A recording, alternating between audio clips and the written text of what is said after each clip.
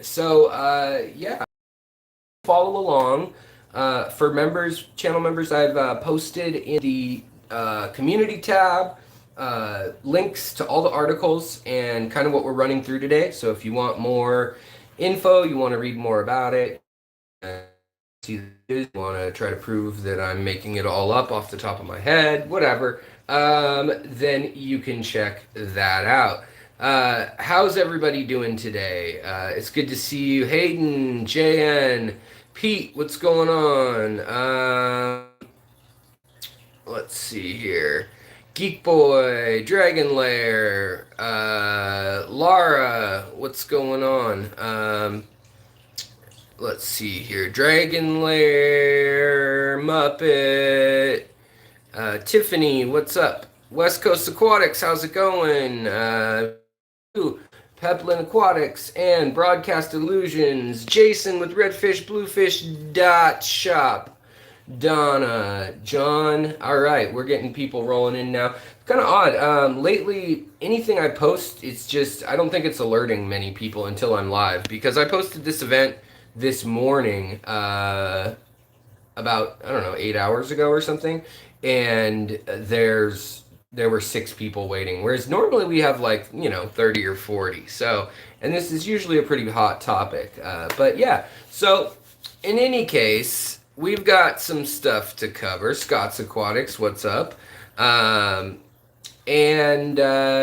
so we got some stuff to cover and interesting fish news. The biggest news that you've probably heard on the regular news, the mainstream news, is that we have an invasion on our hands.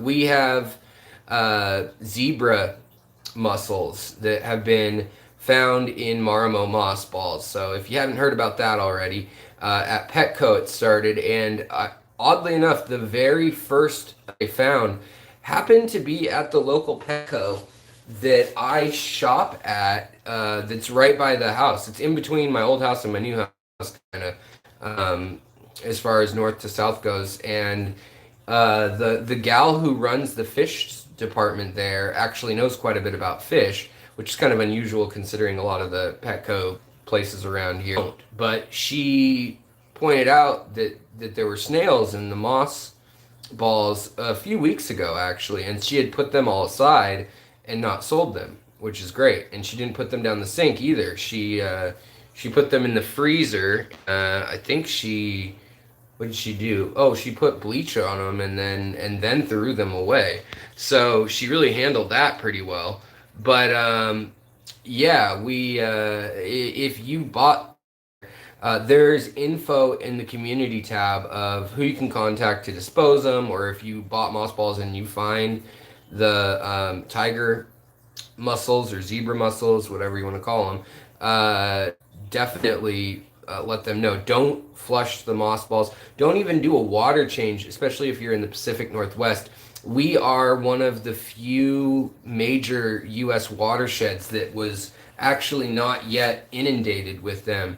And there's an article, well, of course, there's lots of articles, but one of the big articles today was talking about how now they've found them in over 11 states for sale. Turns out PetSmart also has the same ones for sale, and so do independent pet stores, local fish stores. And it's pretty serious in that I saw an estimate that for Washington State alone, they assume that an annual price tag of $503 million damage would be done to the economy because it messes up the hulls of boats. Then they have eradication things that cost money, and then it decimates, the ecosystem of the fish and plants and snails and shrimp and everything locally. Nothing really eats them. There are lakes in Western Washington. Yes, squid, as you mentioned. There are a issue with those and Eurasian milfoil and various other seas, but the Columbia River Gorge and River Basin have not been. It has not made an appearance. 1984 is when they made an appearance in the Great Lakes, and it turns out these mossballs, which kind of surprised me, is that they were doing that they were harvesting them in Ukraine, and that they were wild harvested. I thought they were kind of synthetic, maybe like that they were growing and just tumbling it in some sort of water tumbler tank. But these apparently have all been wild harvested. They occur in Japan and a few other places, but these ones happen to occur in Ukraine. And yeah, so Valqueer, hello. And Fishbox, what's going on? Indoor fishing inside. Hey, good to see folks rolling in. Kathy, what about, say, I heard they're farmed and do not get them from Ukraine. Yeah, if they are still online, and selling their mossballs, I would assume that they have taken. But if I were you, I'd just wait. Let's just wait the rest of the month and make sure. Because there's a professor out of Walla Walla University, which is actually that little town I went to not too long ago. It's a very small town, and it's on the far corner of Washington. And essentially, the um, the consensus on those was that even if they didn't see the zebra mussels in each container, he found in every sample he looked at from the Petco's, he went and collected them from 4 Petco's in eastern Washington and PetSmart too. He found actual large age that's half a millimeter to a millimeter zebra mussels in their water. So that's not good. And it could get away. It could get away from you even without you knowing that it's there if you do a water change, because a lot of it can get into the sewage or water treatment system and totally um, get messy. Um, is everybody having trouble with me? No, their larvae aren't. They're not dangerous to fish necessarily that I know of. They're just invasive, and they outcompete and outeat most the benthic or bottom living, algae and stuff like that. So yeah, but yeah, let me know. I'm at the new house, and I'm kind of like on the other side of the wall from the wireless router. My wife's in the living room, hanging out, and so. Um, my lens is smudged. Let's try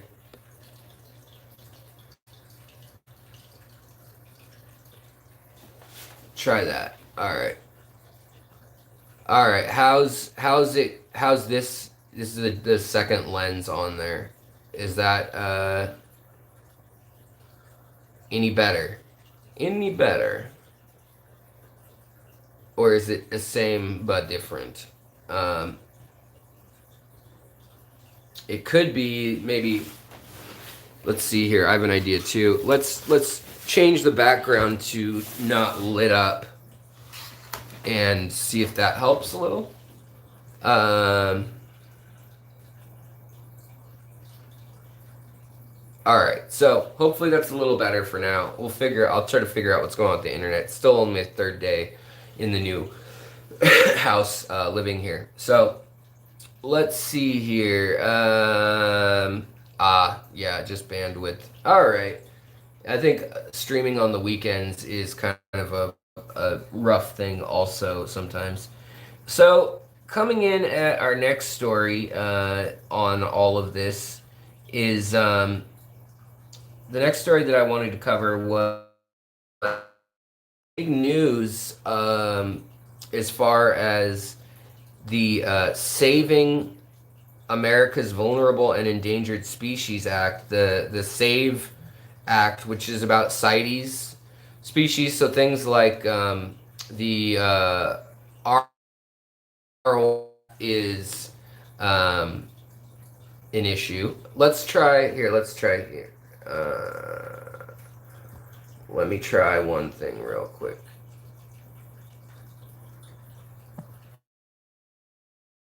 See if I'll just use mobile minutes if that's any better, but it's probably worse. Is it any better, guys? I just know folks don't want to watch if it's all bad.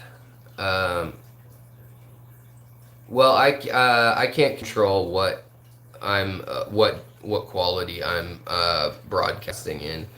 I can only just use wireless versus Wi-Fi. I mean, data. But in any case, let's keep on rolling. Hopefully that's better. Maybe I'll have to figure out something. Call and see why my bandwidth is being awful. What's up, Leslie? Yeah. All right. And hey, Isabel, what's going on? All right. Let's see here. So yeah, the next thing is that in Texas, actually introduced by Senator Cruz, which kind of surprised me. I wonder if it's maybe they're thinking about it for hunting, like safari, big game species and things. But basically, what they want to do is what I think is logical, and they want to overturn the current law that says if it's an endangered species, we can't have it here in the U.S. in the hobby. And they want it to say, unless it's a local or endemic species to here, then, hey, Running River also, and Too Real for YouTube, and T-Bone, what's going on? Bruno, what's going on? Everyone's rolling in. It's good to see folks. But yeah, so in any case, what this could practically mean for the hobby is that fish such as like the cardinal fish, saltwater, or the arowana, or maybe even though they're not endangered, they're invasive, chana species of snakeheads, there could be some opening up if they are farm raised. So if they're bred with a permit that is CITES or SAVE approved, we may in the U.S. in the coming year or so be able to buy arowana fish from Asia from farms, obviously not from the wild, and they'd be microchipped, and probably you pay a tax fee to process or something, and that's the way a lot of Europe and Canada works, for instance. So that's some big news. You can read through it yourself, you guys, if you want, and I don't know what other pork they may have hidden in the bill, but it's there under the community tab, links to it. So another interesting deal is, and by the way, that's 600 fish species that could affect potentially. So let's see here. So the next thing going on is that Thai microcrabs, it appears that Rachel O'Leary, the Nano fish pimp herself, has been able to get them to successfully reproduce on a bigger scale than in the past. She's had a few reproduce in the past, but this time she actually said that she watched the Thai microcrabs hold on to their larvae all the way until they develop, kind of like Neocaridina shrimp, and then let them go. Whereas in the past, they had held on to it and then let it go and then sprayed milt in the water, which would mix and then float off and be larval, but never either fertilize or never grow. And so it's her thought that perhaps they were prematurely being released due to stress or some signal in captivity. So she found that keeping them around 74 Fahrenheit and a pH of 7.4, GH of 7, and a KH of 8 with a TDS of 180, and water changes twice a week at 25%, was successful for her to actually get that first mother Thai micro crab, which are itty bitty. And by the way, Aquatic Arts, I believe, has those right now. So if you're interested, you can use the link in the doobly doo description down below. Get 15 or 10% off there, and then money goes to the giveaway next time. If you have any problems with the code, you can always email them and they'll fix that in the meantime.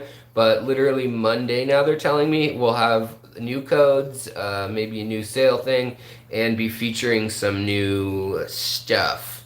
Let's see, Bruno Ramos. Alex, what's your opinion for an 80-liter tank, just one species of nano cichlids?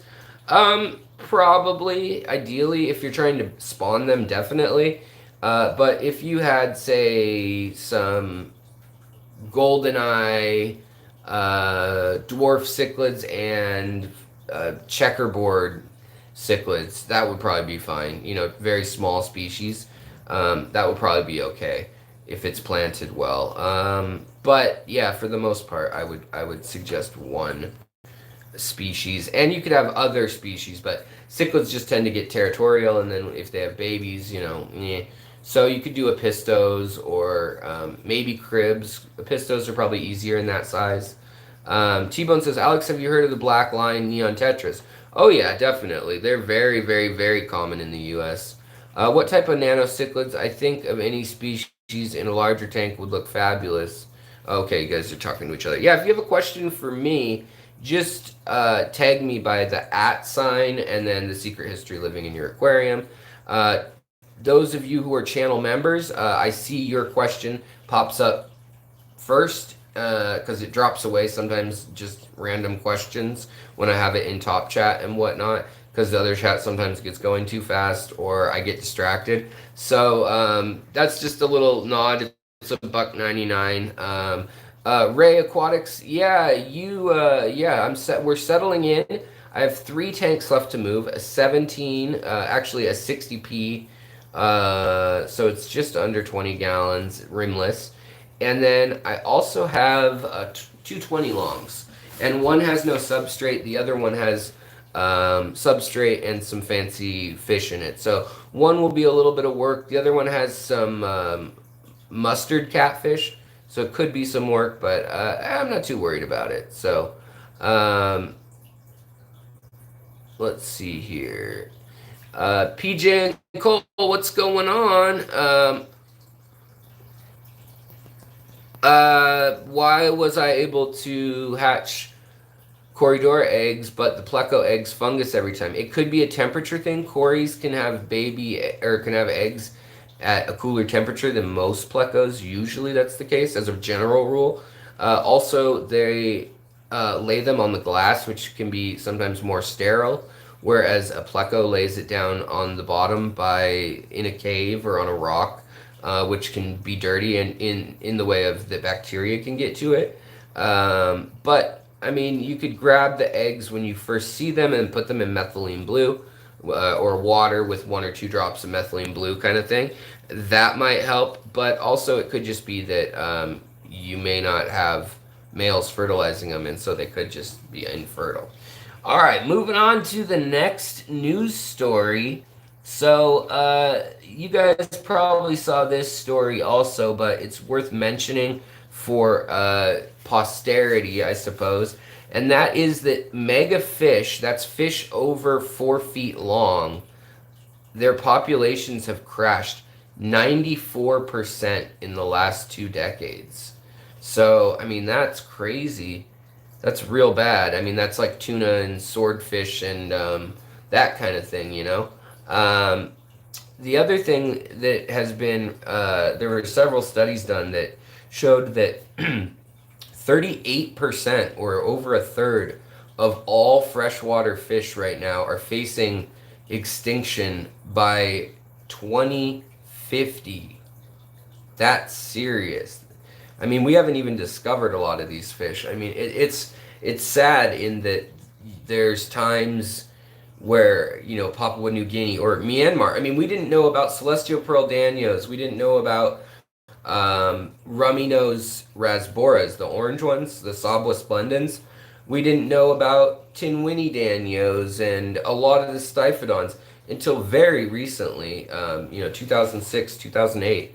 And there's now things like the Ethiopian loach that they just discovered recently, alive for the first time. Actually, a member of our local fish club, Lawrence, found it on a trip to Ethiopia and was able to document it, and the paper was just published. So, yeah, it's pretty crazy. And I don't know the answer or anything, but there are a lot of good groups working on conservation, and we can all work on, trying to breed and keep native fish as well as tropical fish and things like that. But it's pretty interesting. There's, 1,000 species, for instance, in Lake Malawi alone, and the Nile perch or tilapia have caused so much damage. Yes, they're a food source, but they've thrown off the equilibrium in the lake, and they're going to get to a point where they don't have food either, so then they die. But they've also just outcompeted things that are natural. W. Marion, hello. Good to see everyone. We got 100 people in here and 35 likes. I guess I am not good at the news. That's what I take away from this picture. If you haven't hit that like button yet, I'd appreciate it if you did. It'd be a whole lot cooler if you do. But if you dislike it, dislike me. I'm cool with it. Whatever you got to do. Whatever gets you through the night. So conservation groups say that 80 species were known to have gone extinct in 2020 alone. Yes, and then 16 fish species. Millions of people rely on freshwater fish as a source of income through angling and tourism trade, as well as the pet trade, and obviously as food, when we eat them. But numbers have plummeted due to pressure, including pollution, unstable or non-existent fisheries, people who don't know how to manage fisheries. Programs like Project Piaba are kind of working with locals, trying to teach them to manage their resource and kind of figuring out what are sustainable species. So, there's a lot of good organizations doing that. In Australia, for instance, there's a lot of good organizations working with preserving rainbow fish diversity in various rivers and things like that. So, all right, moving on up. Wow. It says also a new report came out, and the migratory fish have fallen by 3/4. So 75% of fish that migrate, a few hundred miles or more, a few hundred kilometers or more, as a natural part of their cycle. For instance, salmon, swordfish, cod, I don't know, tuna. They are now gone. They're depleted. So it's amazing. We haven't even discovered most of the ocean, and yet we're losing it. So just there's some links and things if you follow the articles on Smithsonian Magazine and Reef to Rainforest. They have groups that are doing good work with that. Now, the next story is pretty interesting in that they've designed a television that was for UV. And they've used televisions for fish where they have bright and dark, and they move blurs, and they put it behind a tank, and it scares the fish into one way, or they can put an image of another fish or a male or a female, and they can kind of judge different things and test the water for stress hormones and count how often they go to their hiding spot versus how often they eat, different studies. But now they have a UV television, a television screen that's not just red, green, and blue pixels, RGB, but actually UV pixels overlaid over that as the main white light source.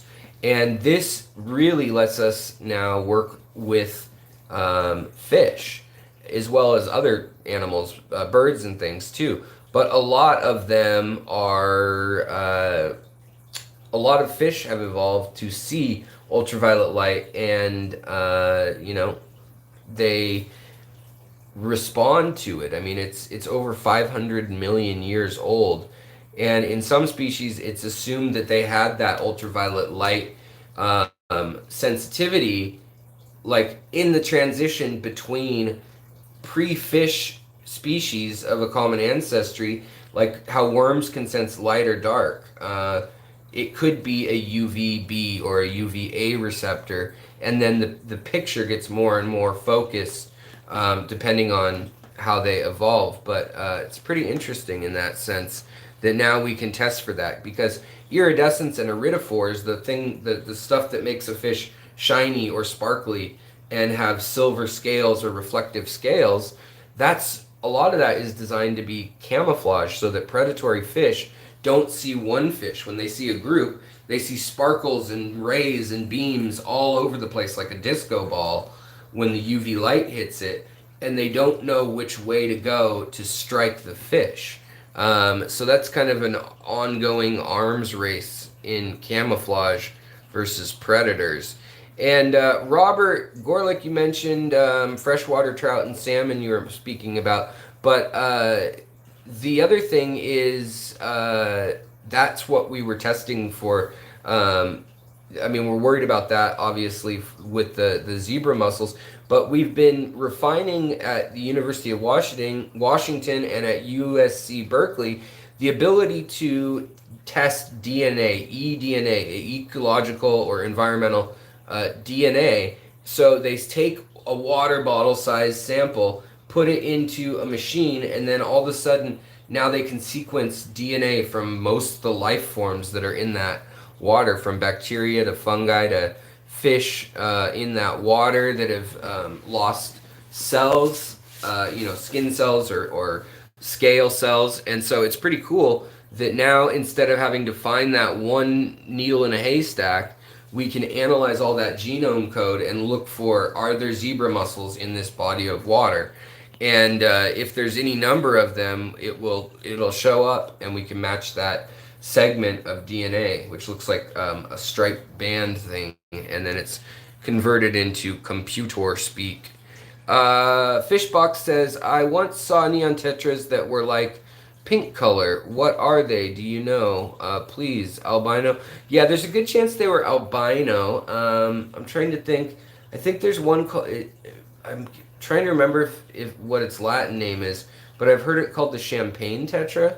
And then there's also like ruby tetras that can sometimes look kind of pink and things like that, as well as rasboras like the Chile or the Phoenix rasbora or the neon axelrodi rasbora that the Boraras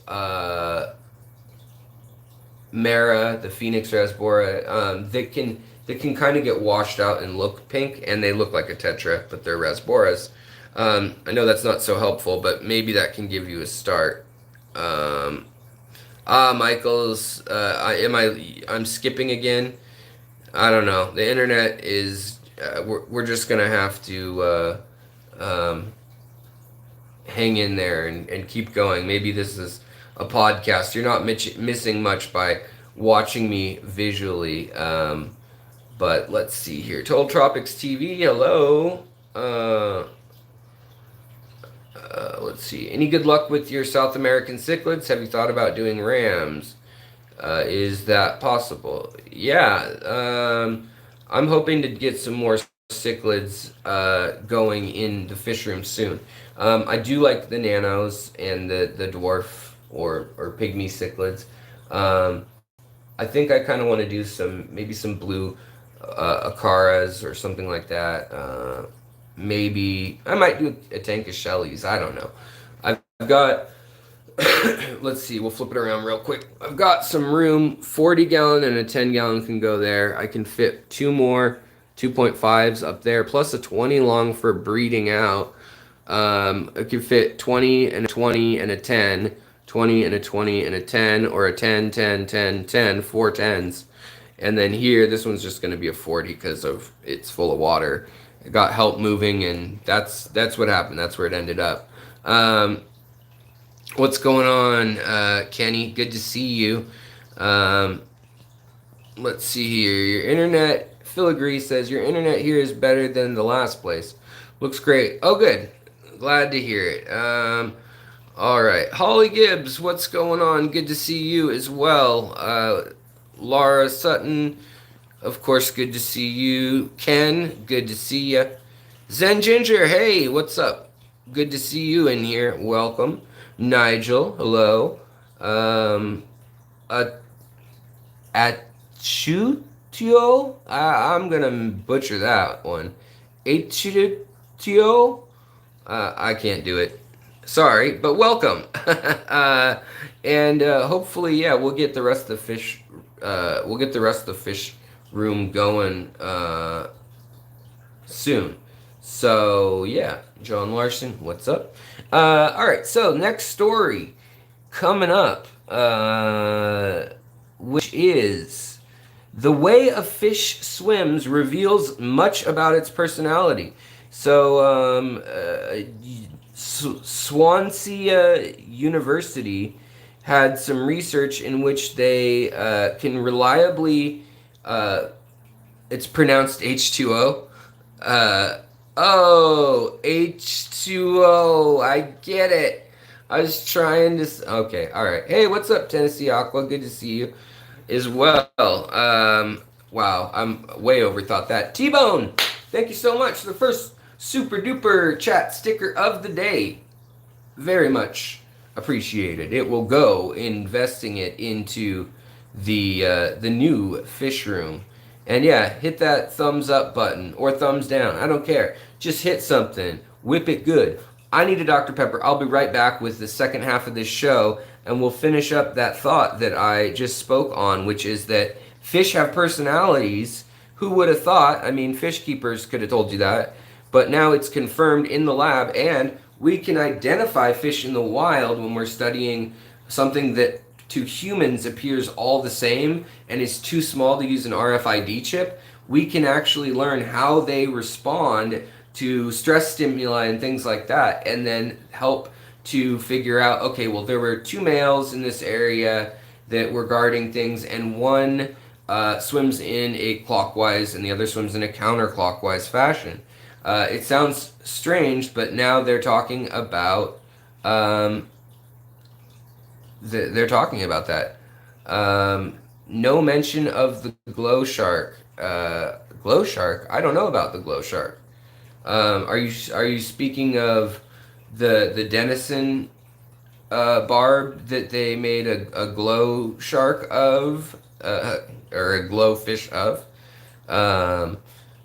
Or what did I miss? Enlighten us. Enlighten us. Let me go get my Dr. Pepper also.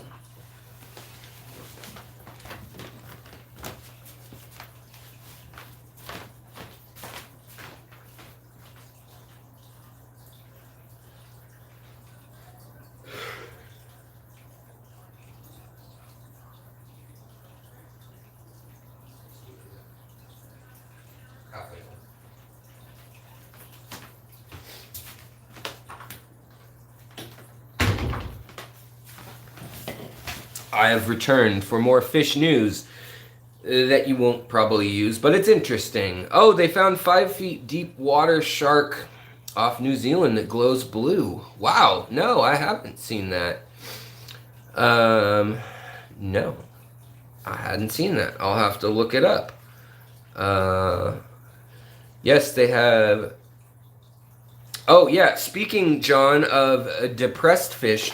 So the behavior thing's kind of interesting, but it's a little dry. But that led into, speaking of their behavior, they found that near cities and the drainage from water treatment plants or from septic drainage fields in large, for instance, a community center or a church, somewhere with a lot of people in a metro area that drains, and then the water, even if it's treated, but that water still makes it into wastewater, stormwater. Maybe when it's raining hard, it makes it into creeks and things.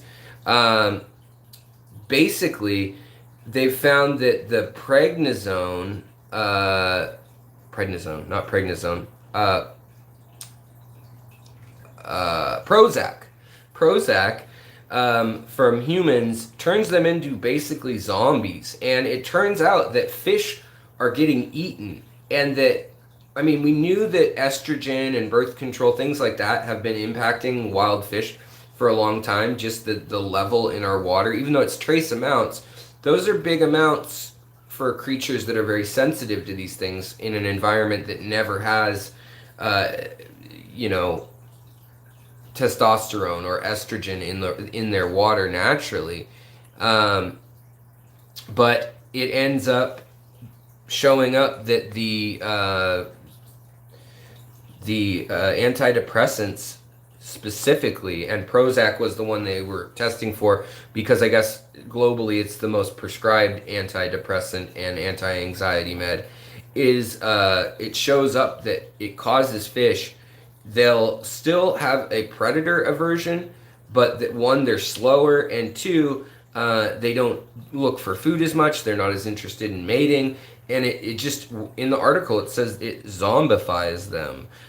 So they think that the predator aversion might be so ingrained that that's like a real reflex, whereas the surface layer behavior of this guppy usually chases the females all day long and does his dance way more than the other guppies. Things like that. Those are actual individual personality traits of fish. So, I mean, it makes sense in my mind that if fish have personalities, I mean, why wouldn't they? What else would female fish be watching the male fish from, afar across the tank and watching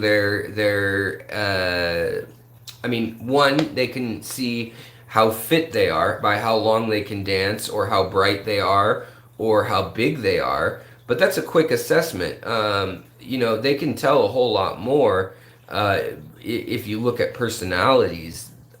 It can tell them a lot about intelligence, about the ability to get away from predators, about their ability to adapt to new situations, risk taking, things like that. Because you want some fish that take risks, like being able to jump out onto the land and then flop into a puddle that's right across the water if yours is drying up in a rainforest floor that's flooded. But you don't want one that's so risk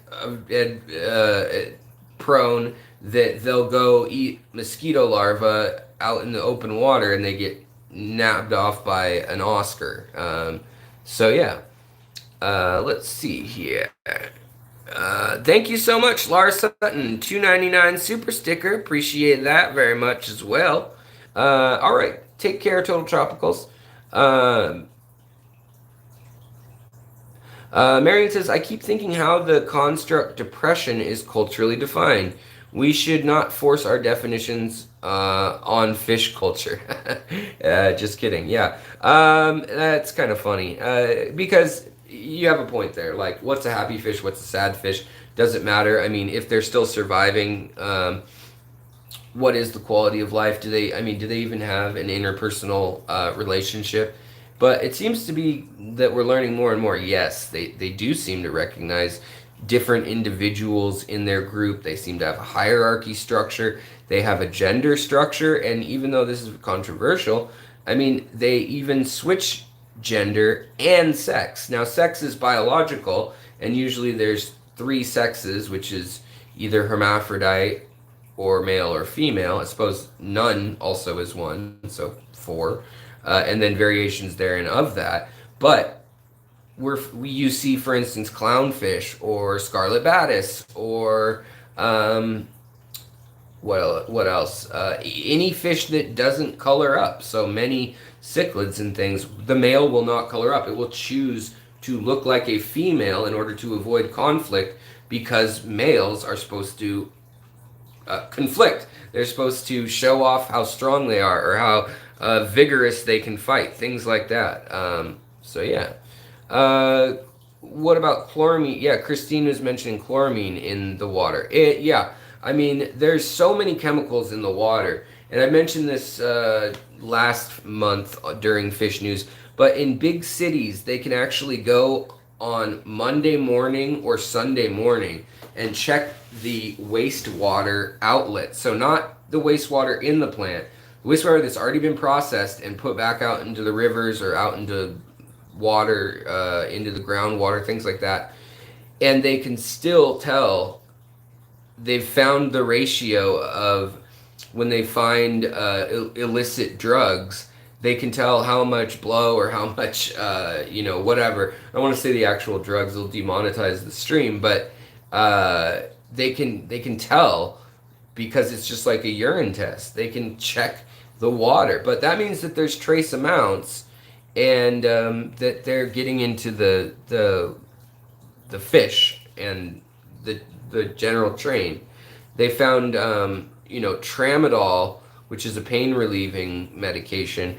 They found that it's occurring in acacia trees and also in aquatic plants in the Sudan and also Lake Chad regions. It's a popular illicit substance to be used there, and it's actually making its way from the grasses and things into cattle and then into milk, and then the milk actually has detectable amounts of tramadol in it still. So pretty crazy. Hey Rachel, good to see you. Emily, good to see you. Rico Stan, what's up? Mama Care Bear, hello. Let's see here. So the next story, another big story. We talked earlier about the fact that CITES species might be allowed if they're grown in captivity and then sold with a license and an individual marker number. We talked about that. But now another change in legislation or the courts is that the Supreme Court in Hawaii, the lower district Supreme Court, ruled that commercial marine licenses, CMLs, are going to be held back right now, still for a lot of species. So this could impact the pet trade quite a bit. It also impacts the native Hawaiian diet even, but the pet trade especially, if they're not allowed to collect. And the argument locally is that it's a way that they've made money collecting shells and tangs and various fish species that that occur there and nowhere else too. And now they're not going to. It's going to be held up that they shouldn't be able to do that. So other than subsistence hunting for certain Polynesian natives, Micronesian natives. Let's see here. Can I get your opinion of API ammonia strips, and should I use them as a newer betta owner? I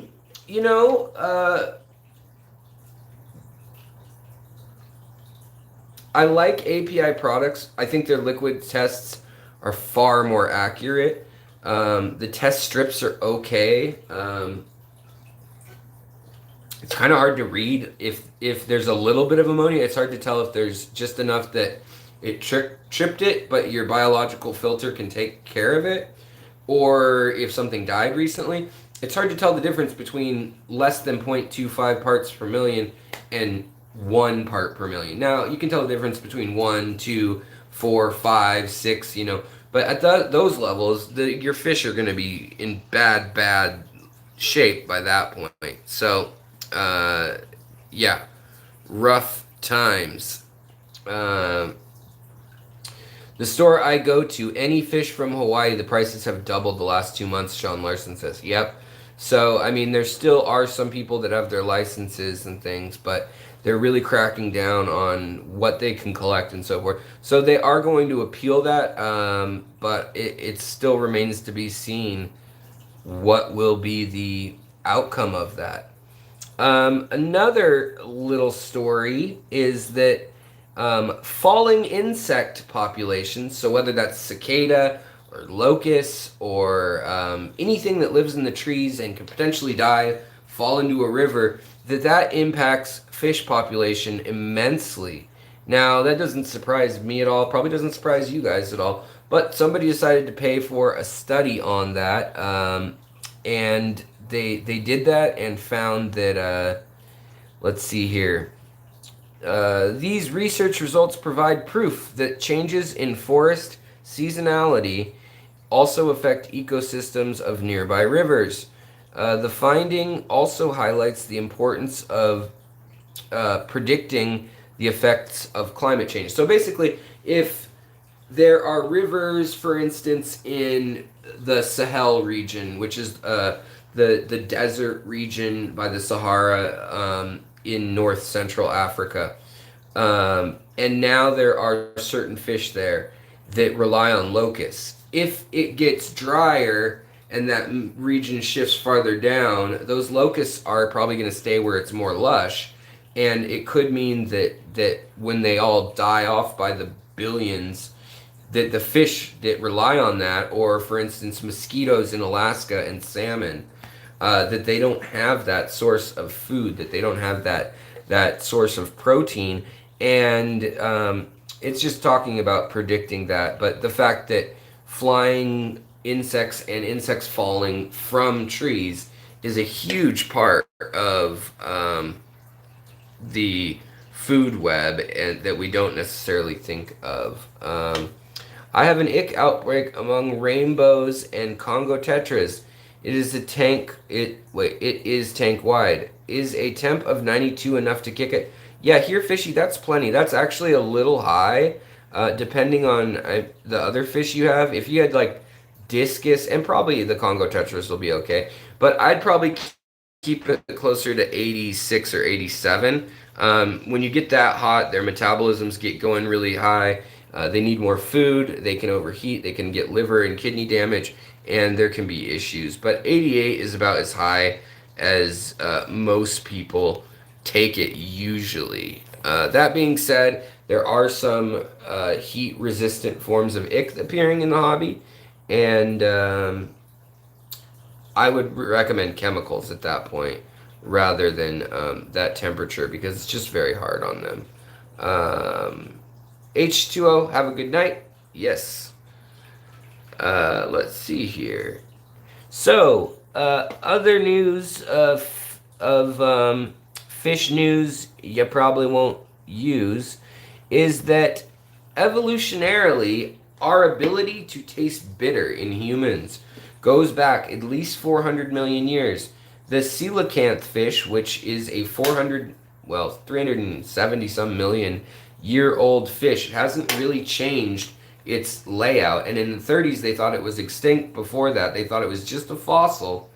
Turns out that they're still alive and that they live in the oceans around the world, and they've compared their DNA with zebra danios or zebra fish, and they've found that they both have the exact same gene for bitterness. Now, the interesting thing about that is bitterness can alert us to several things.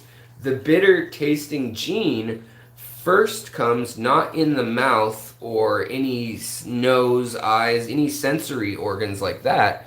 It actually occurs at the organs themselves, the heart, the brain, the lungs.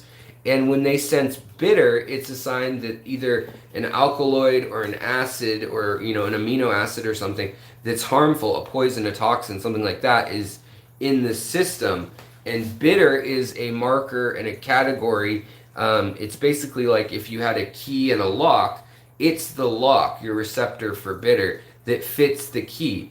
And we still have those receptors in our heart, in our brains, and in our thyroids, as well as liver and kidney. And so there's some debate whether it's such a good system that bitter was devised. I mean, we taste sweet, we taste fat and salt and savory. We taste all these things we need in our diet, but there's some argument that maybe it's because we need it internally too, as a marker of that wasn't good, or that's not good, or don't process that, don't send out chemicals to break this down, throw that up, have a reflex like that. So some scientists are arguing that it's the internal part of things. Others are arguing that it's the cognitive side of things that a fish or a human will remember. I ate that, it was bitter, I got sick. Bitter. It's a good, useful thing to taste for. There's a million tastes that we could be finding. I mean, you could taste for, I don't know, metal or something. And if it were useful, it sticks around. But 400 million years shows that it's very useful. Or that the receptor and gene are being used for something else as well that was held on to. Let's see here. Do do do do do do do do do do do.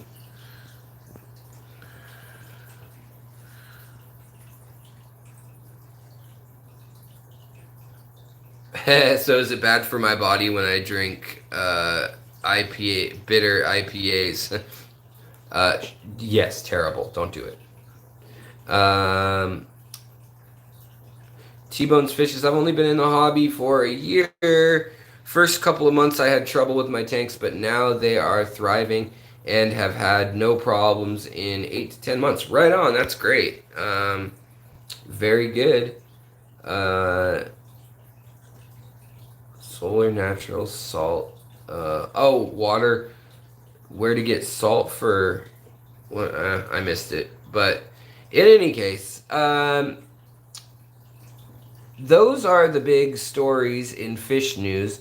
As I said, if you have Marimo mossballs, which you don't if they're from Ukraine, they're not Marimo because that's the Japanese ones by definition.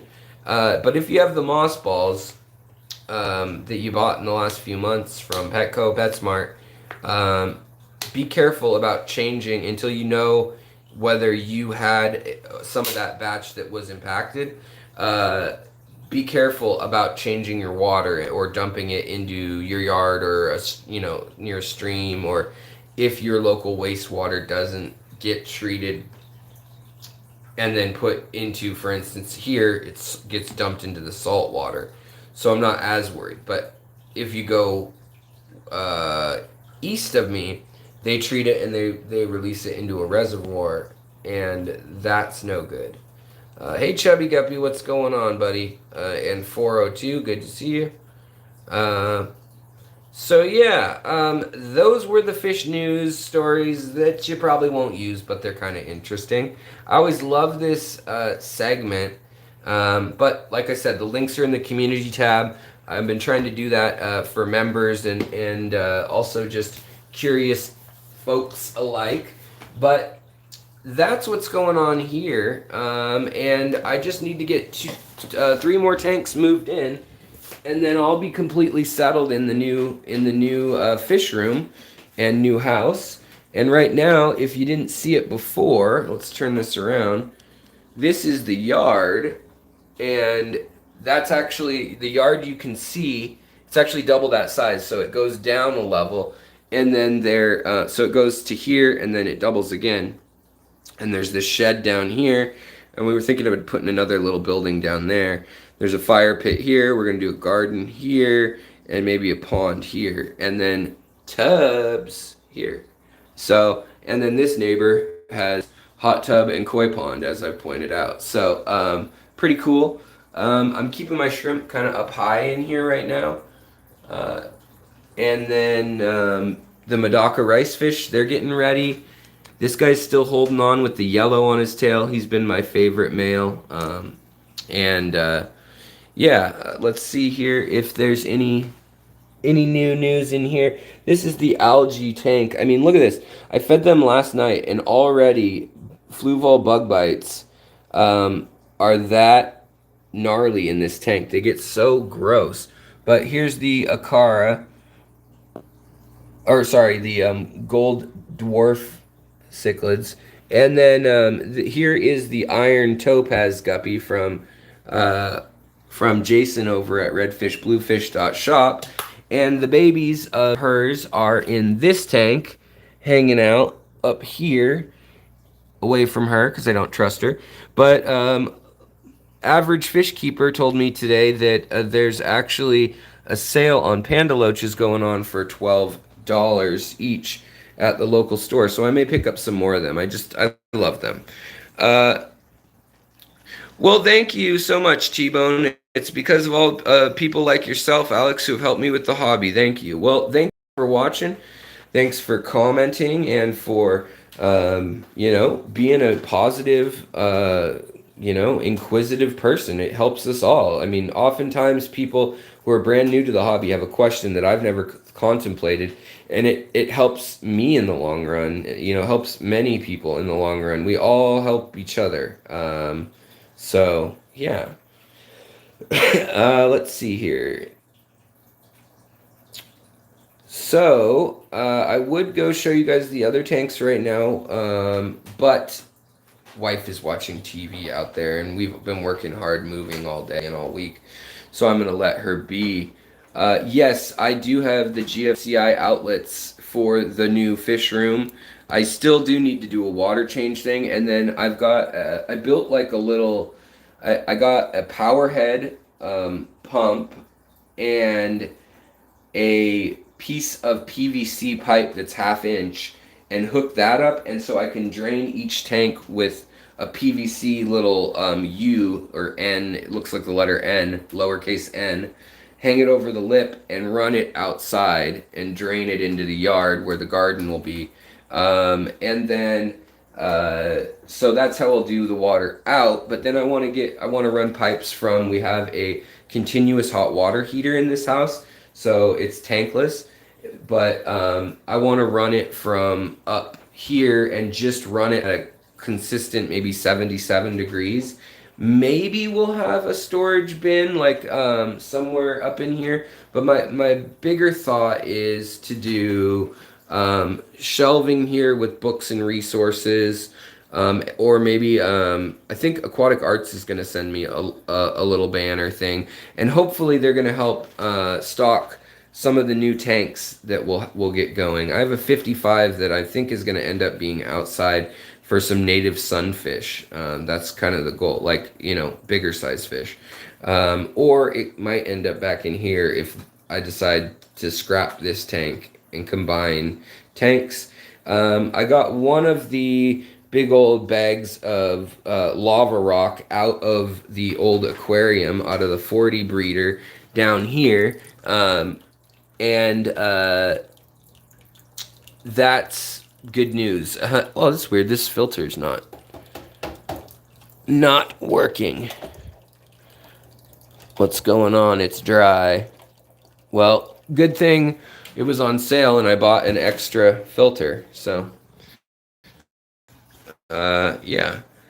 But I'll fix that later. Some of my tanks don't have any filtration like these, and they look crystal clear and better than any of them. Whereas this one, it's got an HOB, it's got a temperature, it's got a light, and it's just full of stupid algae that's driving me nuts. Probably going to rescape that tank. But right now, I'm kind of I want everything, doesn't need to look pretty, I just want it to be stable. I don't want anything to die, no more dead fish, no more ammonia spikes or anything, and so far so good with that. So yeah, is a tank going to be in the middle? Right now, I've got my elastomas here and a little medicine Buddha, kind of a little good luck superstition thing. But I got that when I was in the hospital one time years ago, and so it travels with me. But now it's got a little space. But it's to keep the fish healthy. A lot of them are Southeast Asian fish, so I figured that goes well with them. But I was thinking, I mean, I can fit 3 2.5 gallons on each of these shelves if I want, like I did before, or I could do a 5-gallon on each, or I can do just more equipment storage. So I haven't decided for sure yet, but I do kind of want a bigger tank here eventually, whether it's a hex or a custom tank that goes up. Yes, I do need to get a curtain for this because this is south facing, and right now in the winter the sun basically does this. In the summer the sun will be over the house. At this latitude in Seattle, it's pretty far north, and so we get really extreme winter angle on the sun. But these lights aren't on in the day, actually, most of the time, only when I'm in here. But it's nice because we've got the futon here and then storage here. I'm thinking of making a green screen setup here or in this corner for doing some more video stuff in the future, hopefully. And up here, I mean, there's really a lot of storage. I kind of want to set up these tanks so that there's maybe a 30 or 40 long here in the front. And then behind him, I could do two 10s or a 20 long and a 10 or something of things that I'm breeding out. So if I need a grow out tank for some tetras or for some danios, they can be behind and I can still get to them with this. If I don't put a big tank here, I can still reach back in and there's space for everything. Whereas the front can still be show off. And then also we're going to heat the room just with this. And then the house has been keeping around 68 to 70 degrees ambient. So not too bad. And then there's nothing in that tank at the moment. Yes, this is my new place. Also, I missed a super chat. I'm so sorry about that. Chubby Guppy, thank you so much, Tim. I appreciate it very much, buddy.